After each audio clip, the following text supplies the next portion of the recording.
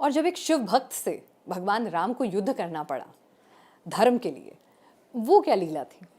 देखिए, धर्म की रक्षा के लिए भगवान शंकर के भक्त, शिव के भक्त रावण भी है।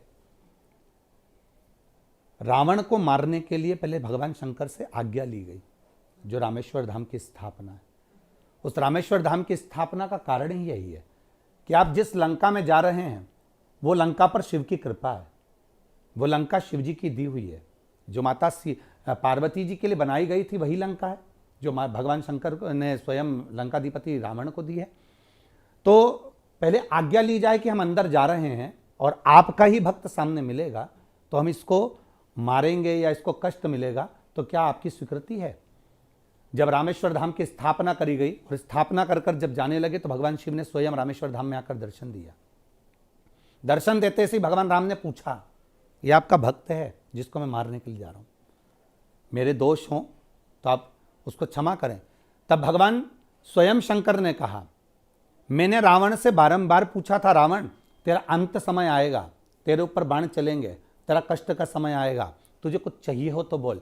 रावण कहता है मुझे कुछ नहीं चाहिए, मेरी इतनी सेना है, मेरे पास लंकाधिपति का राज है, मेरे पास ये है वो है, सब कुछ मांगा उसने। अंत में भी शिव जी कहते हैं, मैंने रावण से फिर कहा कि तुझे मुझसे कुछ चाहिए अंत समय में तो बता दे।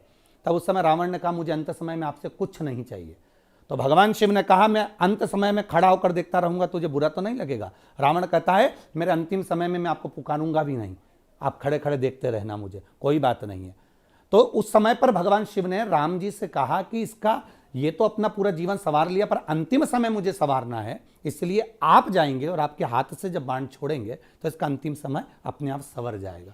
तो शिव की ही कृपा हुई जो राम वहां तक पहुंचे हैं। यानी शिव अपने भक्तों का कितना ख्याल रखते हैं अगर देखा जाए।